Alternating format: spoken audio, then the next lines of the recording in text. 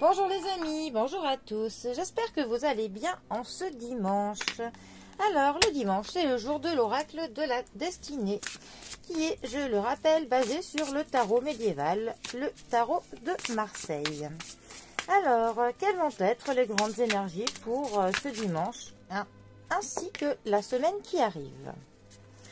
Alors, nous avons le 5 de denier, qui nous délivre ici comme message « Apprendre à budgétiser ». Alors, le 5 de denier. Les deniers déjà nous parlent de notre argent, de nos finances, du matériel, de tout ce qui constitue un petit peu notre bien-être matériel, le luxe plus ou moins haut dans lequel nous pouvons vivre, nos finances, voilà.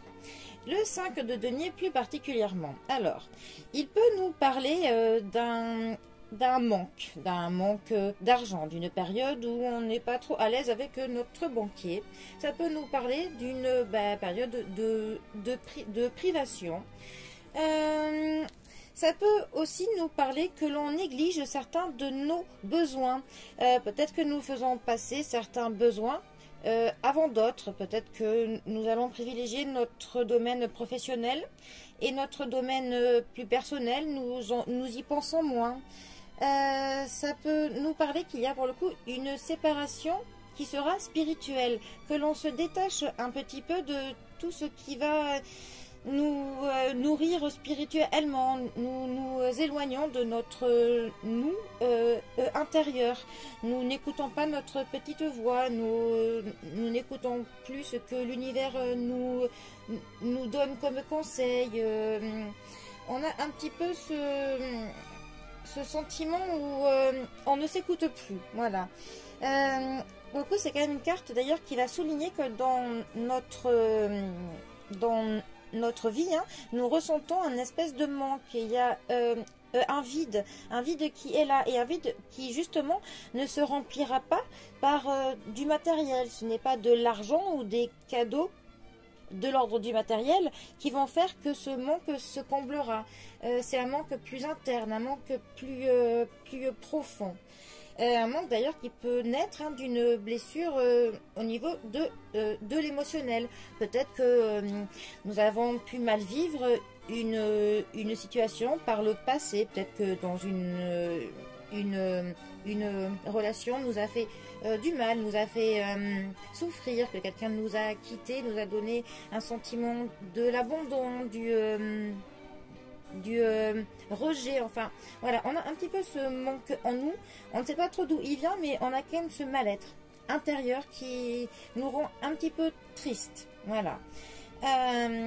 Et bon, on a quand même des côtés très positifs de cette carte, qui nous disent que il est possible pour le coup que si on se concentre un peu plus sur notre côté spirituel, nous allons nous rendre compte que en fait il y a là à notre portée de quoi le combler, mais il faut juste que l'on sache faire preuve de l'optimisme et que l'on se prenne en main, que l'on essaye de mieux voir les opportunités qui sont à nous de ce côté-là. En fait, il faut moins qu'on se concentre sur le matériel, parce que c'est aller au détriment, pour le coup, de notre bénéfice spirituel.